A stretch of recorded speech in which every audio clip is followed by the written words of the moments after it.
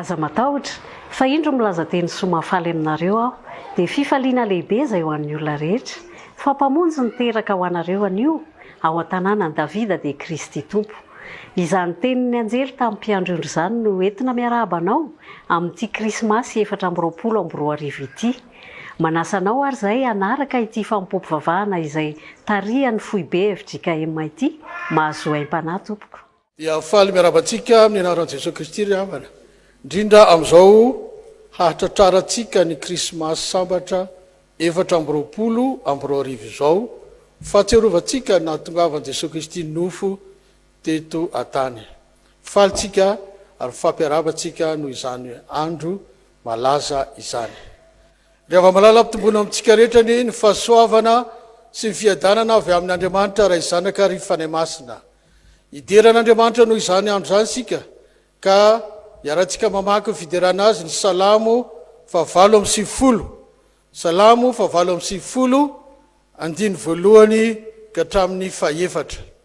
Aorian'izay dia ny ra 7:20 aviary mino ataontsika maredina tsara ary isy vavaka vita amin'ny vavaka vao mipetraka isika. Ny raha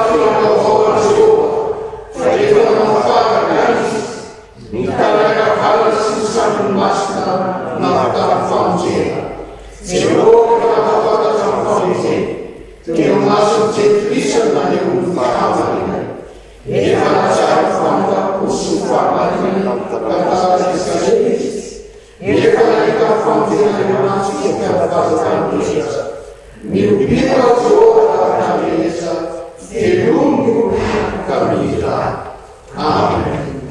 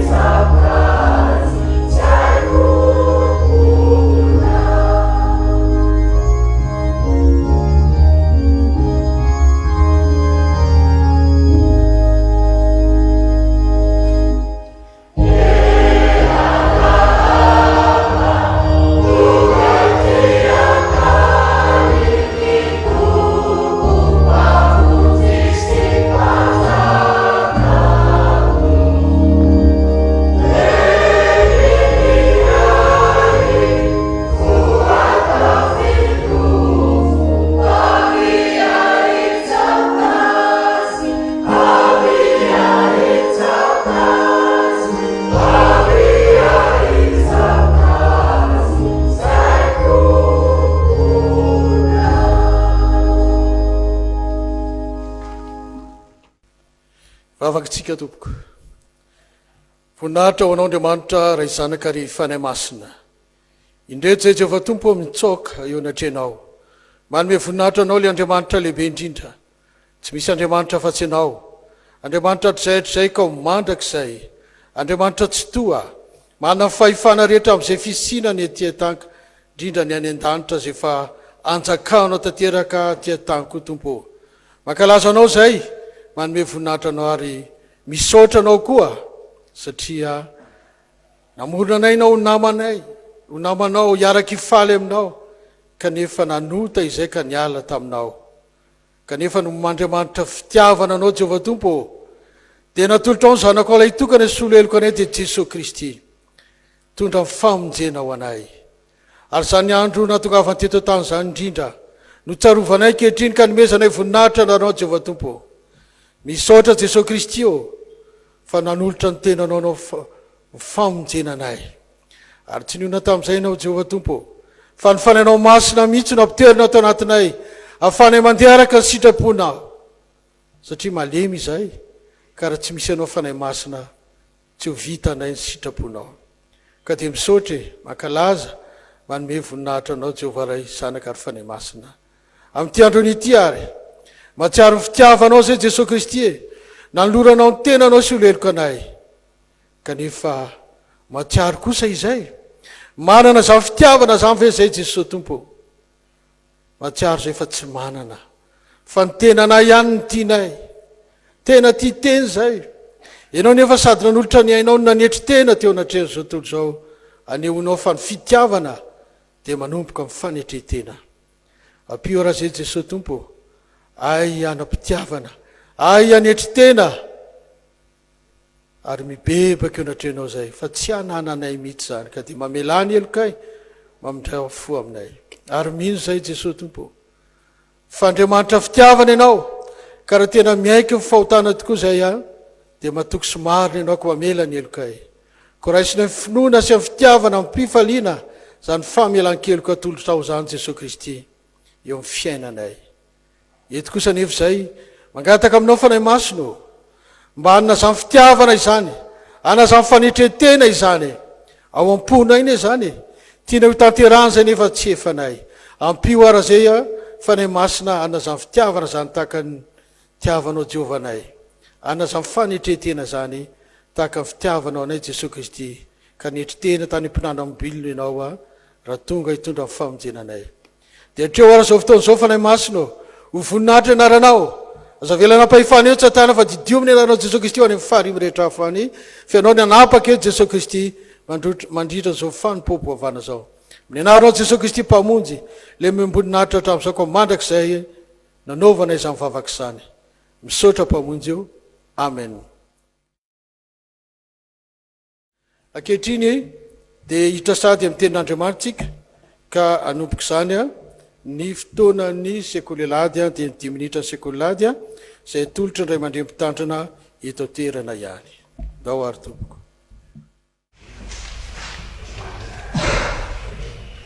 Amen.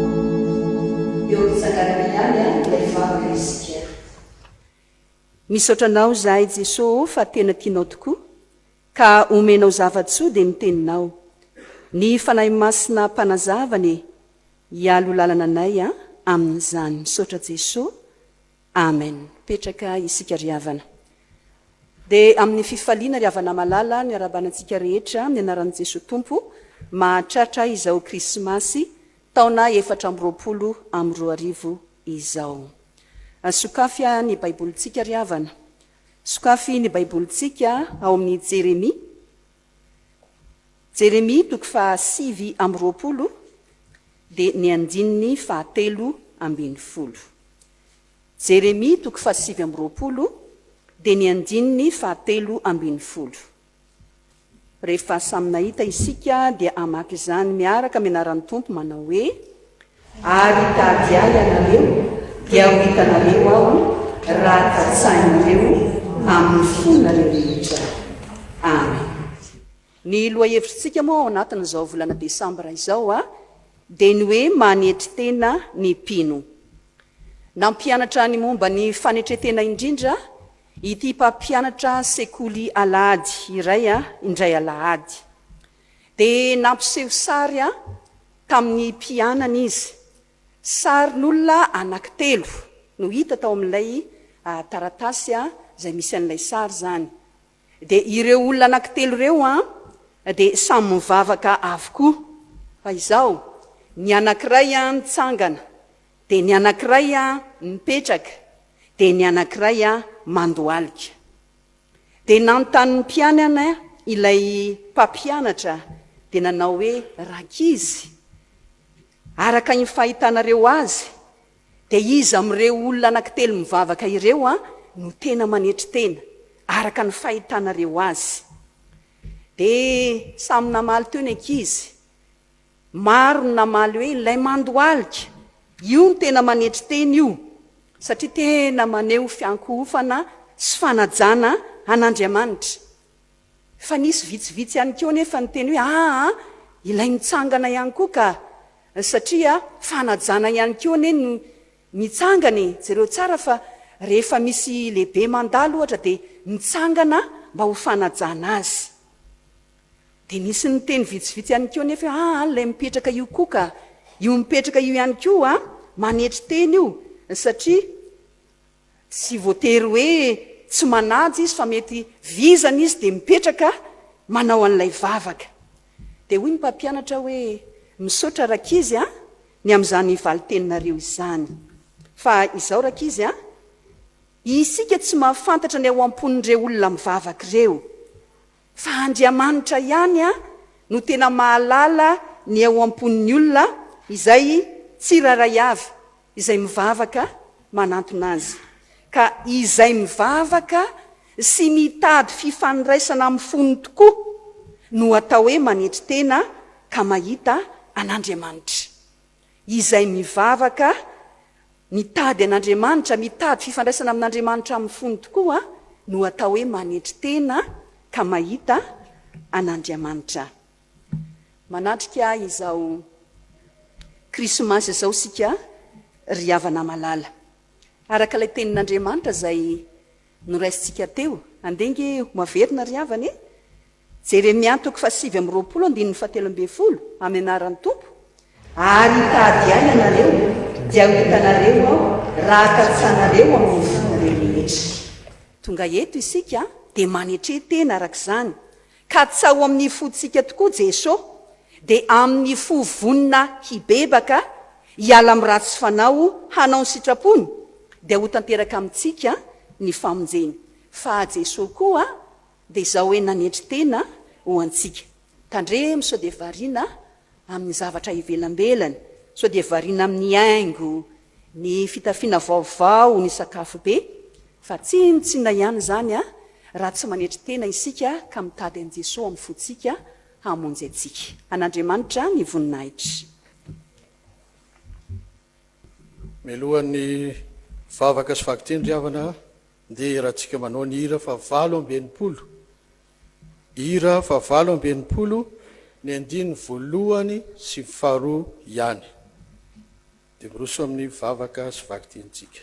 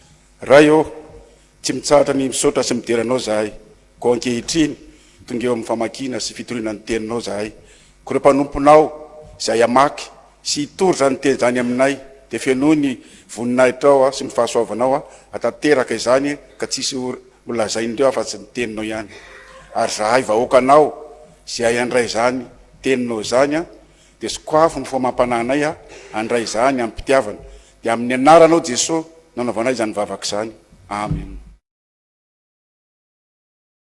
Iara-mandresy manaraka mivaky ny soratra masina sika tompoko zany dia hitatsika ao amin'ny bokin'ny Mika toko 5 raisiny amin'ny andininy voalohany atsahatra amin'ny andininy 5. Mika toko 5 andininy voalohany hatreo amin'ny 5. Vakina ny anaran'ny tompo fa ianao ry Betlehema Efrata izay kely tsy tokony isan'ny arivon'ny Joda akory dia avy ao aminao ny voahany izay anankiray ho mpanapaka ao amin'ny Israely. Hatry ny fahagolana efa ny voahany dia hatr'izay koa dia atolony ireny ambara-piavy ny fotoana hiterahany izay anankiray teraka ary izay sisa amin'ny rahalahiny dia hiverina mba amin'ny zanak'Israely ary hitsangana izy sy andry ny ondriny amin'ny herin'i Jehova sy amin'ny voninahitry ny anaran'i Jehova Andriamanina fa andro fa izay ireny fa izao dia lehibe hatramin'ny farantany izy ary izy no fiadanana. Raha tonga eo amin'ny tantsika ny Asirianina ka miditra eo amin'ny tranobentsika dia anangana mpiandrondro 7 sy mpanapaka 8 isakanazy isika ary andany ny tanin'ny Asiria amin'ny sabatra sy ny tanin'ny Nimroda eo tanànany ireo ary izy amonjy amin'ny Asirianina. Raha tonga amin'ny tantsika sady manitsaka ny ato amin'ny faritantsika ireny.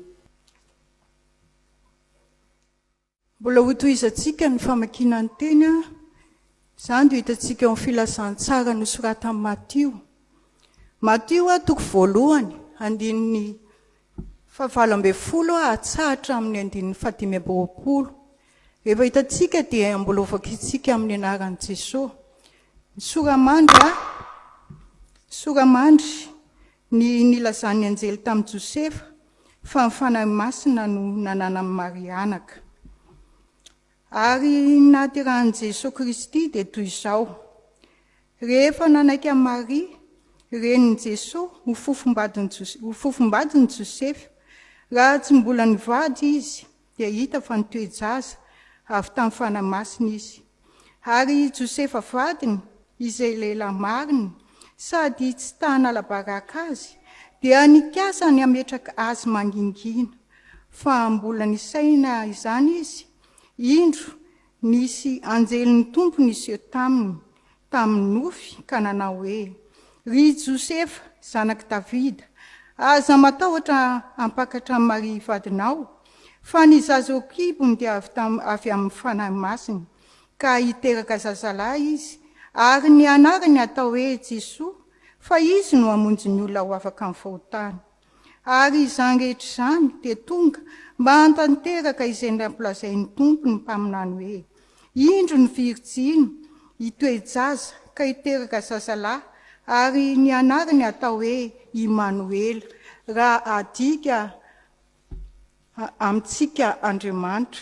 Ary Josefa rehefa natsiaro tamin'ny torimasony dia nanao araka izay nandidiany anjelin'ny tompo azy ka napakatra amin'ny vadiny ary tsy nalala azy izy mandra-piterany zazalahy ary ny anarana ataony hoe Jesosy.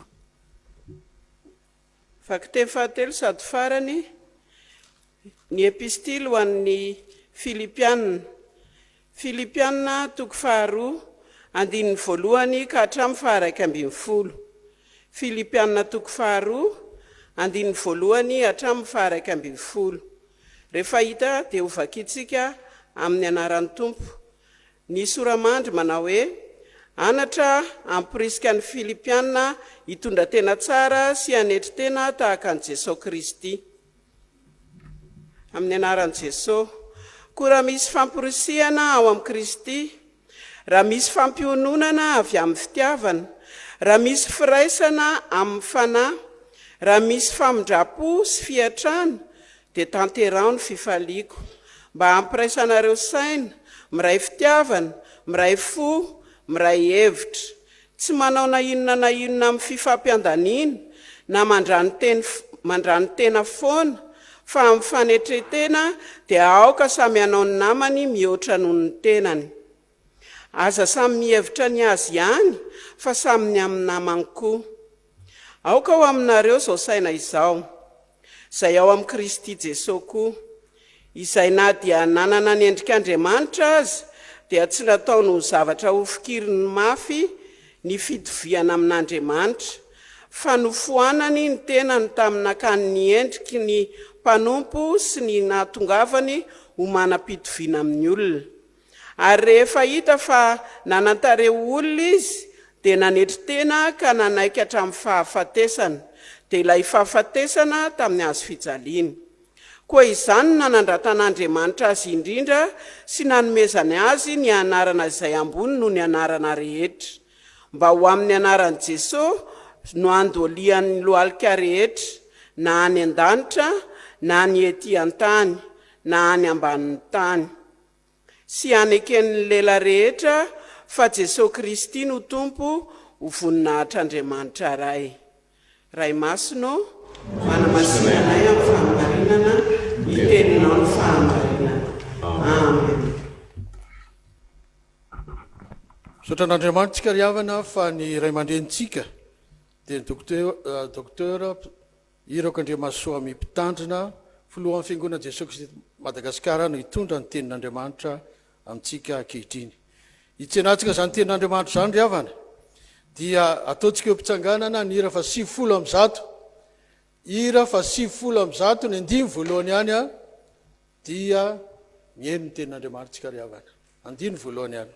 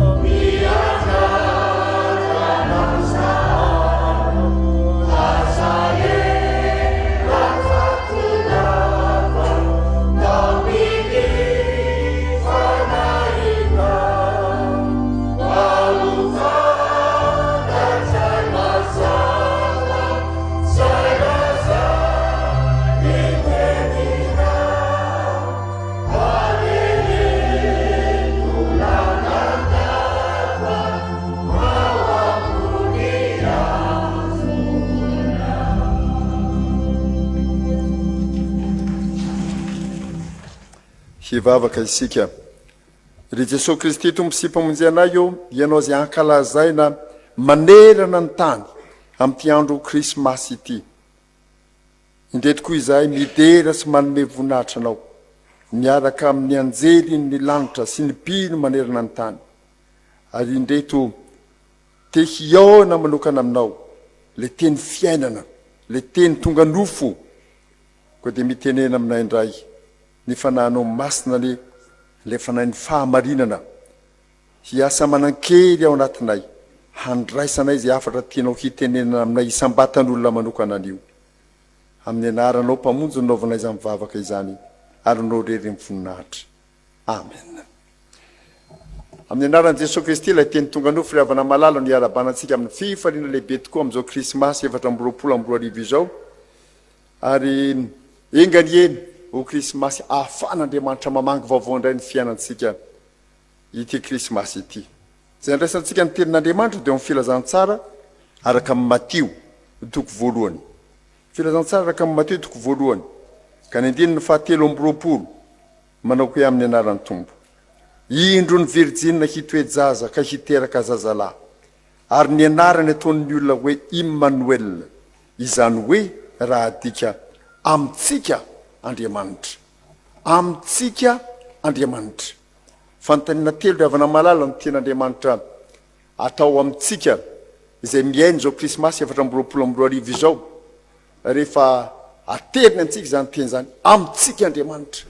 Ny fanontaniana voalohany dia zao manao hoe amintsika Andriamanitra. Fantatrao ve?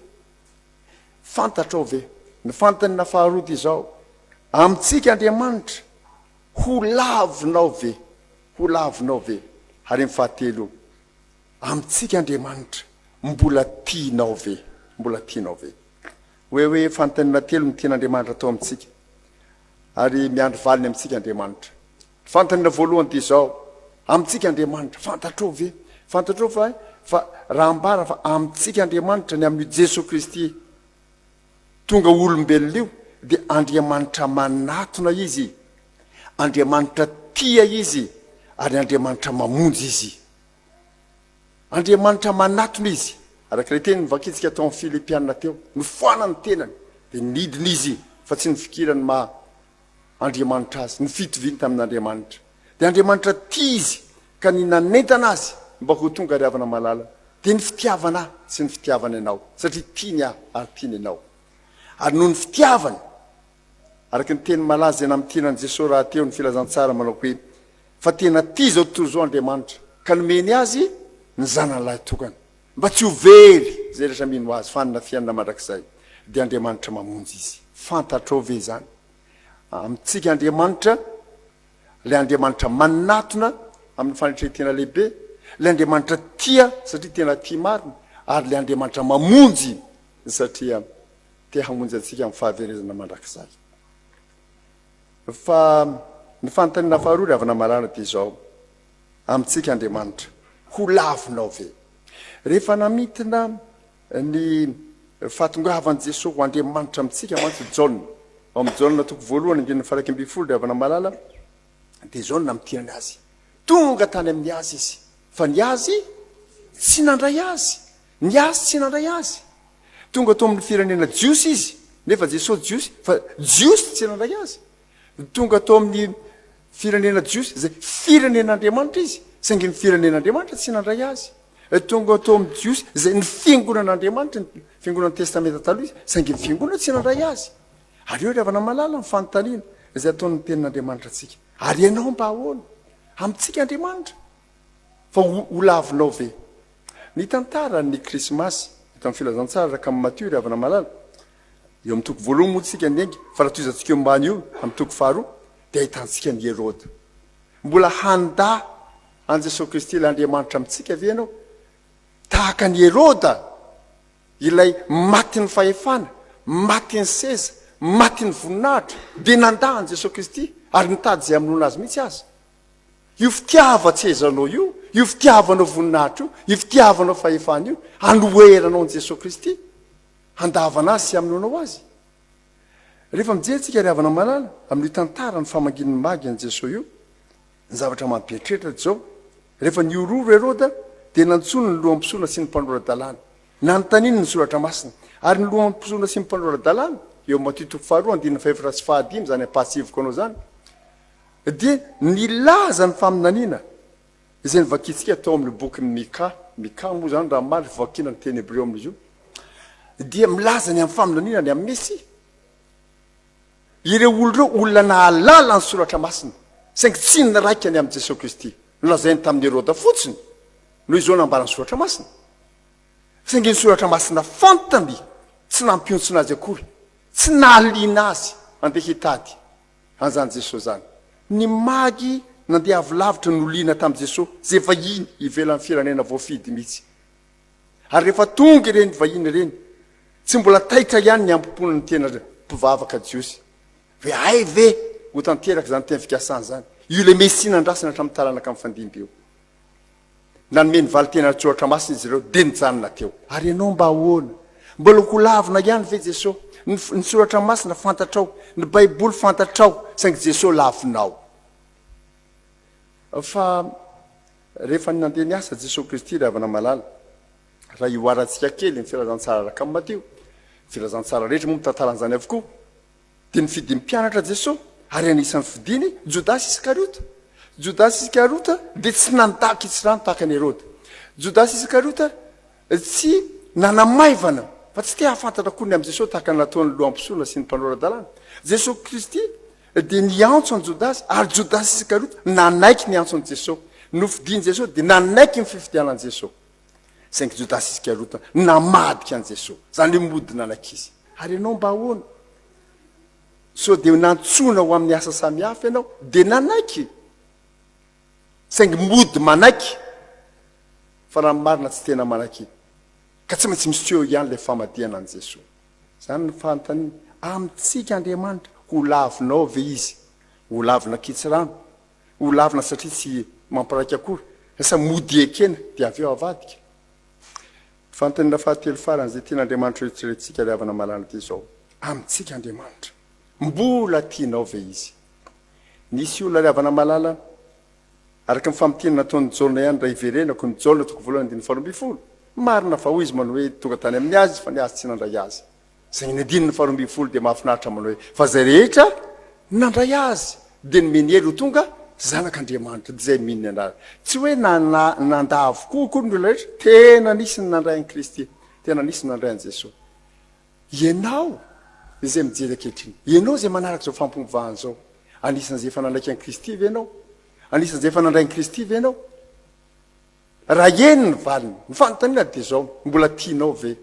an Jesosy nahoana moa no atao zany fantany zany amitsika Andriamanitra saingy ny fanoloran-tenantsika ho azy ny faneketsika eo fiangonana ny faneketsika eo mpianatra Kristy tsy midika akory fa tsy maintsy haharitra amin'izany tsika tsia indrisy rehefa nanoratra ho an'ny fiangonana tany Efesosy Kristy araka ny apokalipsy toko 2:4 dia zao ny nambaran' Jesosy manao hoe mananteny aminao aho fa efa niala tamin'ny fitiavana voalohany ianao ianao tsy miala tsy ho fiangonana ianao tsy niala tsy hoe tinranao zavatra ny fanompona mitohizanao ihany fa ny fonao sy ny fitiavanao ny firetam-ponao tsy eo ntsony niala tamin'ny fitiavana voalohany ianao ary mahatony amitsika Andriamanitra fa mbola tianao ve izy sa fihetsiketsehana sisa natao ao hena maso sisa ny jalona anatin'ny fiangonana fomba sisa nanaovana ny fivavahana samihafa rehetra niala tamin'ny fitiavana voalohany fanontaniana ataon'ny tompo amin'izao krismasy zao zany mahatsiaro ny fahatongavany eto amintsika mahatsiaro ny fitiavany sika mahatsiaro ny famonjeny isika nanapa-kevitra andray zany ianao fa tena mbola tianao ve Jesosy fa misy koa ry havana malala olona zay tena naharitra nahatsiaro ny tenin'i Jesosy araka le teny malaza ao marika toko 7:17 zay mahatratra amin'ny farany novonjena kireny olo reny dia maharitra enjeny izy fa maharitra esona izy fa maharitra miaritra fakapanahy izy fa maharitra mahantra izy fa maharitra sedray ny olana samafy maharitra ka na ny fanenjehana na ny fanesona na ny fakapanahy na ny fahantrana na ny olam-piainana tsy misy manitsika azy na malozongozona finony fa maharitra ho an'i Kristy izy ary ianao mba ahoana mbola tianao ve Jesosy ka amin'ny fitiavanao an Jesosy tsy ny zavatra omeny Jesosy anao no tiavinao fa Jesosy tenany tsy ny zavatra omeny Jesosy anao fa Jesosy tenany tena tiavinao zany matsy mahadiso amin'ny finoana amitsika Andriamanitra miaraka amitsika izy miarabelona amitsika izy saingy mifakapanahy lehibe mety mahazo atsika dia zay omeny Jesosy antsika no mahamaka atsika manome fanasitranana Jesosy dia ny fanasitrana ny azakazahantsika manome asa Jesosy dia ny asa ny azakazahantsika manafaka mitrosa Jesosy dia ny fanafana mitrosa no mahamaka atsika manome vady Jesosy dia ny vady omeny no mahamaka atsika fa raha tsy omeny zany mbola tian'i Jesosy ve ianao raha mivavaka ianao satria narary ka mitoy ihany ny aretina namaty mihitsy azy anetina mivavaka mbola hifikitra amin'i Jesosy ianao sa hiala aminy raha nangataka asa ianao ka tsy nomeny asa mihitsy natry ny 5 taona hifikitra amin'i Jesosy ianao sa hiala aminy raha nangataka ho hafatrosa ianao fa tsy nahity hafatrosa mihitsy hifikitra amin'i Jesosy ianao sa hiala aminy raha nangataka vady ianao ka najanony ho tokatena foana hifikitra amin'i Jesosy ianao sa hiala aminy ary eo ravana mahalala ny fanontaniana mbola tianao ve Jesosy tianao satria nalaiky ho tonga nateo tamin'izao tontolo zao ho anao hamonjy anao tamin'ny fanantasahany rano teo amin'ny azo fijaliana nanolotra ny aino ny fitiavana ianao ary nanokatra ny lanitra ho anao koa rehefa niakatra ny an-danitra izy Jesosy ve ny tianao sa ny vola mety omeny Jesosy ny asa mety omeny Jesosy ny trosa mety hofafany Jesosy ny vady mety omeny Jesosy ny fahasalamana mety omeny Jesosy iza marina ny tianao fanontaniana tokony rehetrarehetra zany amin'izao krismasy zao ry havana malala mba hahatsiaro isika amitsika Andriamanitra ao amin'i Jesosy Kristy ka Jesosy Kristy no ivo ny finoantsika ivo ny fiainantsika ivo ny fanantenantsika fa tsy zavatra hafa na inona na inona ary na iza na iza ho krismasy sambatra ndray ty krismasy 2022 ity mba tsy herovanao fa amitsika Andriamanitra miaraka amitsika Andriamanitra tsy navelan'Andriamanitra na adin'Andriamanitra eto amin'izao tontolo izao ianao fa vonina hiaraka aminao mandrakariva izy hombanao izy ary ianao ane hanaiky ny fombany ka hiorina amin'ny finoana amin'ny faharetana mandrapahitanao fahatanteran'ny famonjenanao ao amin'ny fiainana mandrakizay aroko an'Andriamanitra irery amin'ny voninahitra amen.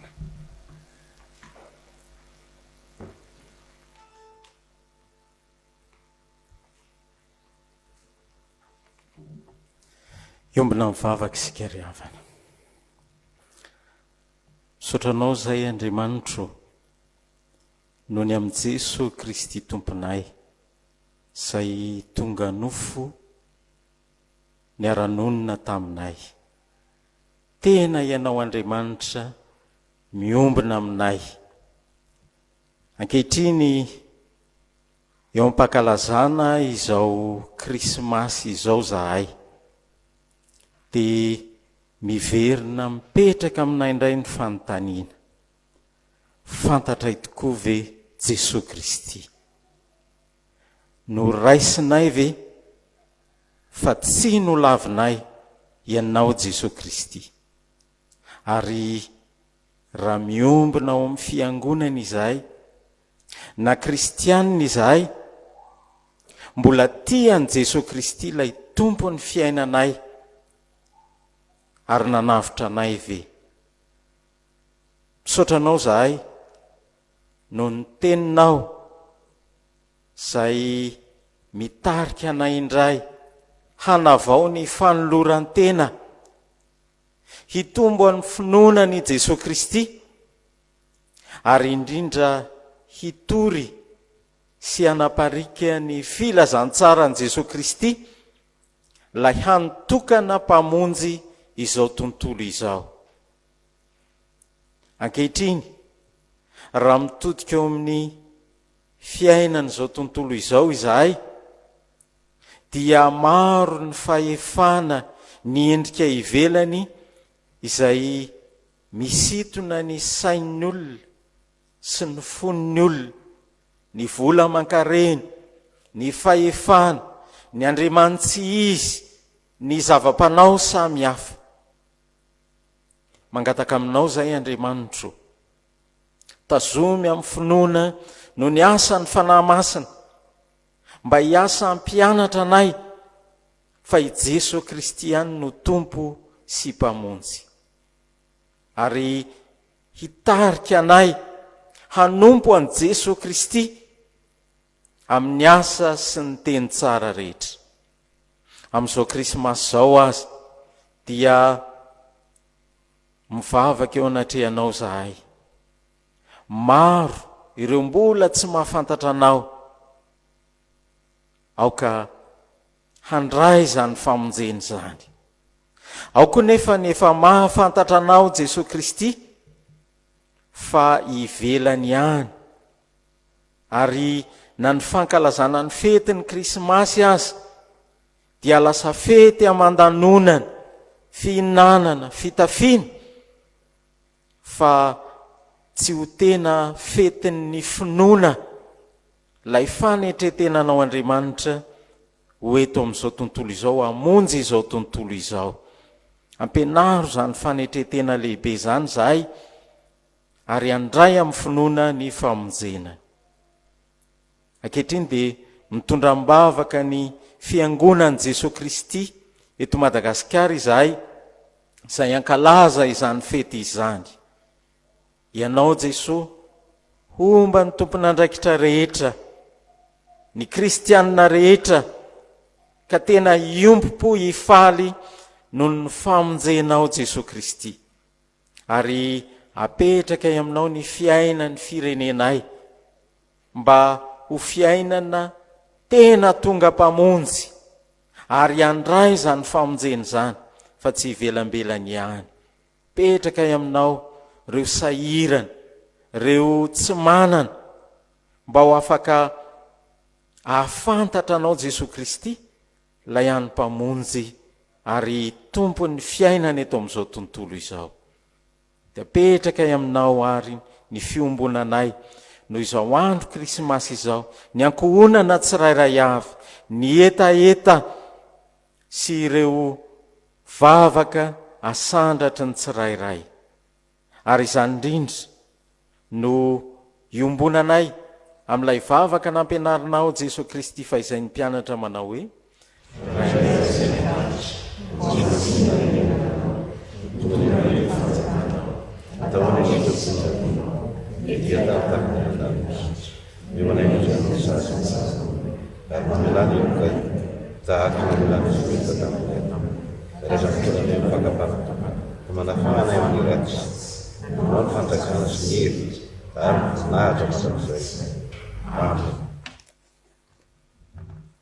manoloana zany tenin'Andriamanitra zany ry havana dia andeha asehotsika mpitsanganana fa fantatsika Jesosy Kristy ary raitsika izy no raitsika tsy ny lavitsika izy ary indrindra mbola manompo azy isika hatramin'izao ka andetsika hitsangana aneo amin'izao tontolo izao finoatsika amin'ny alalan'ny fanekempinoana apôstôlika irahantsika manonona eo mpitsanganana. Mino an'Andriamanitra raitsy tompo anao lanitra sy ny tany ao ary mino Jesosy Kristy zana tokantsika izay tontolona tamin'ny fanahy masina nateriny marivokitsiny nijabana nampokopolata nomolaka tamin'ny azazina mahatonalevo nidika amin'ny fiasatsika nitsangana tamin'ny maty tamin'ny maty fahatelo miaraka mananazy dereko akamany monahitra fotsito avy any evinitsara fiasatsy maty mineny fanahy masina fiangonana masina maneran'izao tontolo izao fiangonan'olona masina ifamialankelika fitsangana amin'ny tena maty ary fiainana raisay. Amen. Mipetraka ny fiangonana. Zao tsika ry havana dia eno ny raharam-piangonana izay entiny docteur Akotondray Jaona Mpitandrina, sekretera jeneraly ny fiangonan'i Jesosy Kristy eto Madagaskar. Soratra masina indro ny Virginie toejazaka iteraka zalahy ny anarany toy ny olona Emmanuel zany io raha dika amintsika Andriamanitra. Miarabantsika rehetra ry havana aminarany tompo mahatratra zao andro anio izay tsorovantsika ny fahaterahm-pamonjy ny Krismasy 20 Desambra 2024. Toy izao no raha ataontsika isaorana ny ray aman-dreny mpirahampinaikitra fobe sy ny mpanatanteraka izay tarihan'ny filohan'ny FJKM ary manao zao fampivavahana zao. Ankasitrana ihany koa ny mpitandrina mivady sy ireo mpampiangonana ary ndekona sy ny olona kristianina rehetra nandray sy miara-totosa zao fampivavahana zao eto amin'ny FJKM Namontana Fialofana. Atsontsika kristianina rehetra FJKM iara-mbombavaka iny mitoeram-panamanana mpitandrina Ivato ny Alahady 20 Janoary 2024 fitondrana mambavaka ny tao-piasana 2024 sy fitondrana mambavaka sy fanohan'ny tamaso ny ray aman-drenitsika filohan'ny FJKM Dr Révérend Iro-Kodemaso mpitandrina mivady sy ny ankonany. Toy izao mifandara-potoana amin'ny fitoro maraina ka amin'ny sivora maraina asa sy fampairezana. Amin'ny sivora sasany maraina fampavahana fitondrana mambavaka ny tao-piasana vaovao sy ny filoha amin'ny FJKM. Sabotsy 20 Janoary 2024 dia fambolena ala na fambolekazo iarahany FJKM manontolo manomboka amin'ny sivora maraina any an-danona manjakandrina entanantsika rehetra ho tonga maro ary dia miraso sy mifampavaka antsika rehetra trany ary averina trano fiarabana antsika rehetra men Jesosy zao Krismasy 20 Desambra 2024 izao sy hatratra ny taona vaovao 2024. Taon'Andriamanitra rery ny voninahitra. Misaotra ny ray aman-dreny nanome zany raharam-piangonana zany. Zao tsika ry havana satria mankalaza an'Andriamanitra no Krismasy tsika dia mba inona no mba volamena zava-manitra ary miora atolotra ho an'i Jesosy Kristy fitoriana filazantsara dia hiditra amin'ny rakitra aritsika anolotra zany zava-manitra volamena sy miora ho an'Andriamanitra zany ho fitoriana filazantsara ataontsika mandritra zany ny hira fa 70. Hira fa 70 ataontsika metanentana fiderana an'Andriamanitra.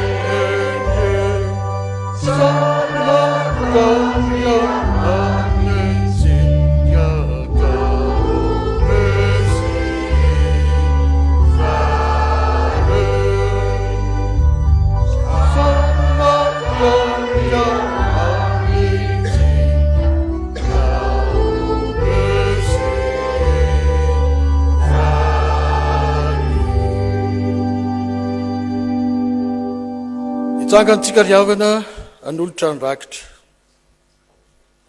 vavakitsika Jésus-Christ io matsiaro ty andro malaza ty tokoa zay dia natongavanao nofo teto tany matsiaro natao magy fa izay zay ka indro Jesosy atolotrainy fanananay fanomponanao dia ny volamena zavamanitra miora atolotra eo anao fa ny tena atolotra amin'izany dia ny fonay ny sainay ny heriny rehetra fitoriana ny filazantsaranao fanomponanao ho fanehoanay fa mbola tianay ianao Jesosy-Kristy ka raisy reo zany mba ho anitra kasitrahana eo anatrenao dia amin'ny anaranao Jesosy-Kristy mpamonjinay izay homemboninahitra hatramin'izako mandrakizay nanaovanay izany vavak'izany misaotra mpamonjy eo amen.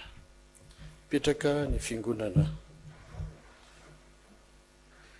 amarana ny fotoana satsika riavana ataotsika ny hira fahatelo amby fitopolo hira fahatelo amby fitopolo andimy voalohany sy ny fahatelo dia atolotry ny ray aman-dreny filohan'ny fiangonana Jesosy-Kristy Madagaskara mitsodrano aorinan'izany hira fahatelo amby fitopolo andimy voalohany sy fahatelo mitsangantsika riavana.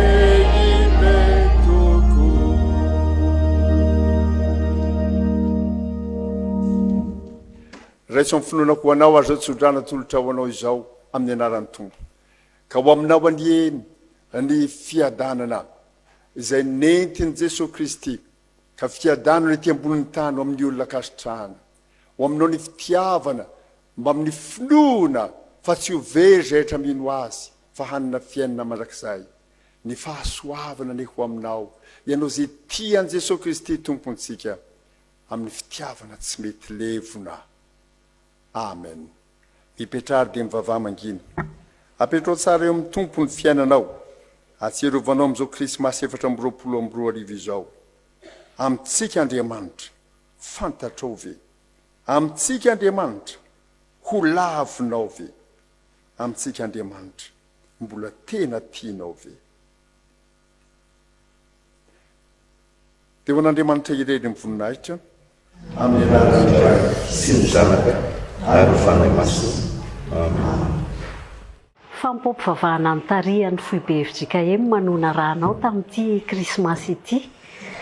Mbola tianao ve Jesosy? Zay no fanontaniana farany tamin'ny afatra ho antsika teo. Izay kosa mirary krismasy sambatra ho an'ny isan-tokantrano ary mirary antsika rehetra ho tratry ny taona vaovao 2024. Veloma tompoko.